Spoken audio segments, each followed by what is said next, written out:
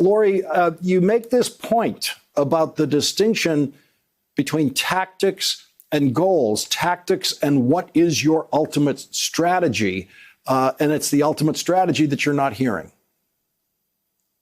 Well, anybody who's ever been in the military knows the difference between strategy and tactics. And most people in sports know the difference between strategy and tactics. But somehow, when it comes to national policy, we've completely eliminated that distinction. So all the arguments, the discussions, the debates that we hear across America, whether it's angrily storming your state capitol to protest lockdowns or its demands for test, these are all just tactics. They're not, what is your long-term strategy? What is your strategic goal? And we don't have a national strategic goal. We have a president's goal, get reelected. We have a Wall Street goal, get the economy going again. We have, certain public health institutions' goals of control the epidemic in my community or in my region. But the real only goal that matters, the only goal that really gets us anywhere as a planet and as individuals is let's get rid of this virus.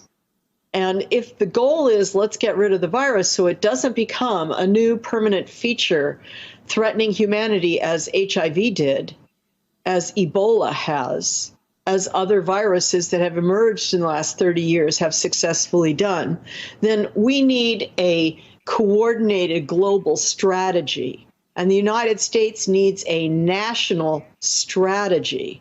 And instead, we're going precisely in the opposite direction, where all the burden for strategic planning and for judging which tactics best feed which strategic goals is placed on the shoulders of mayors and governors who are weighed down by strapped budgets, by years of inadequate hiring in their public health ranks, by the tremendous hysteria in cities that are overwhelmed by patient burden. They're not in the best position to come up with an international strategy or a national or perhaps even a regional strategy. And so we're blindly, testing over here, test. What kind of test? Test for what? What are we looking for?